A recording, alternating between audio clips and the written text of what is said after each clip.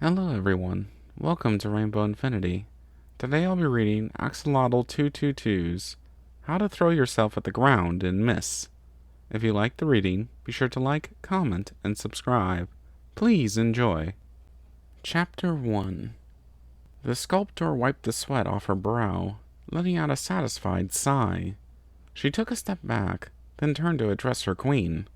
"Well?" she said with a polite grin, gesturing towards the bust she had finished. "What do you think?" Queen Haven placed a hoof on her chin as she inspected the statue. She said, frowning in thought. "This is absolutely terrible." She then pointed an accusatory hoof at the bust. No, no, no.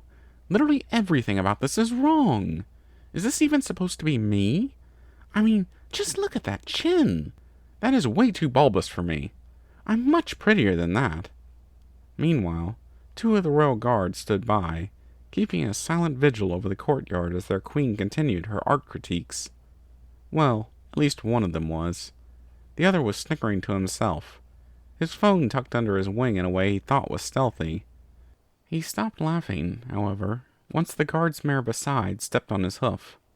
"Put that away, cadet," Zoom said, keeping her gaze locked straight ahead. Thunder let out a grunt of pain. "Oh, come on," he said. "I was just checking it real quick." "Not interested in excuses." "But not interested." Thunder pouted, but put his phone away as told. As he slid back into attention, however, he spotted something out of the corner of his eye. He pointed with the hoof. Zoom? I think we have a problem." Zoom followed his gaze, her eyes widening. She spun around, running over to the queen. Your Majesty, your—" "Not now, Zapp," Haven said, without looking at her. "Zoom." "Whatever. I told you I am not to be interrupted during queenly business." But... And look at this. You know my nose doesn't look like that. Were you even paying attention?" "Look!" Zoom shouted. Haven spun around to reprimand her, but stopped once she saw the two of them gesturing towards something off in the distance. She squinted, curious. Haven saw the tower where her daughters slept. Nothing unusual. That is, until she noticed that a window several stories off the ground had a small white filly leaning out of it. "Zephyrina!" Zipp was sitting in the windowsill, wingtip in her mouth as she took in the view. She was wearing a cobalt blue hoodie with a yellow lightning bolt crudely painted on the front, along with a pair of swimming goggles on her forehead. She removed her wing from her mouth, carefully extending her primaries into the air. "All right, no wind. You know what that means?" Zipp turned towards her sister, who was sitting in her crib, engrossed in the task of stacking blocks. When she realized Zipp was looking at her, she gave her a nearly toothless smile. She then clapped her hooves together with a giggle.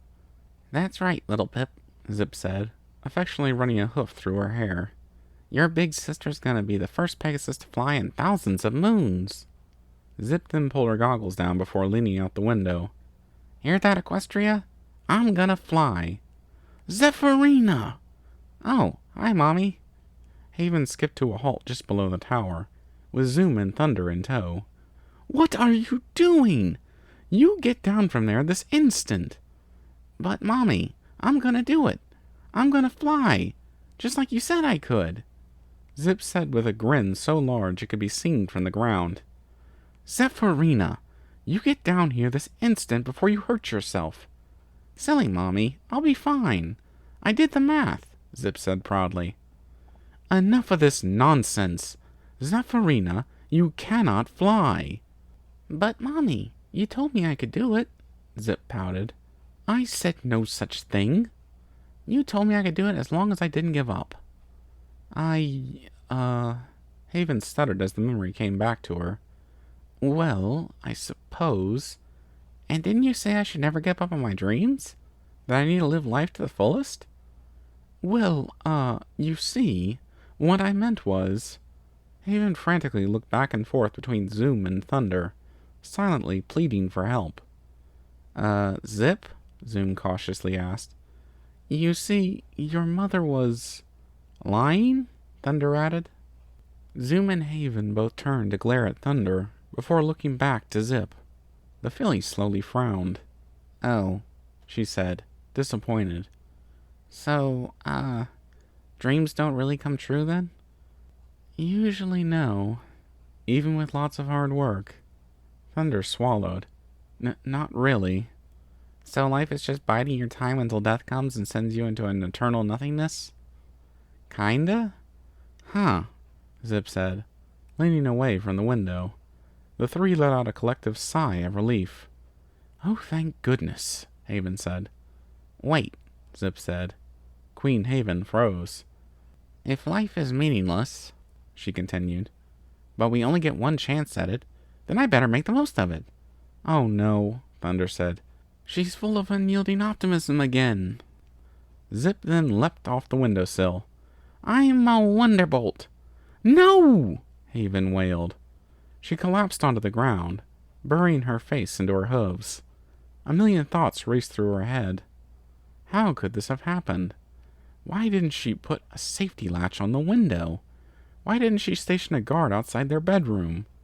Why didn't... The Queen's musings were interrupted by the sound of a filly laughing. "Look at me, Mommy. I'm doing it." Cautiously, Haven looked up. Her eyes widened. I don't believe it," she heard Zoom say. "Zephyrina? She's gliding," Thunder finished for her. "Wow, I've never seen a filly able to glide like that before," Zoom added. Zipp landed in the courtyard with a "Yippee!" She then turned and ran towards her mother. "Mommy! Mommy!" Zipp said, practically vibrating with excitement. "Did you see me? I did it! I flew! Just like you said I could!" "Mommy? Why are you crying?" Haven whipped her eyes. "Oh, Zipp," she said, pulling her into a hug. "You are so grounded." Thank you for listening in. I hope you enjoyed the reading. Until next time, stay tuned.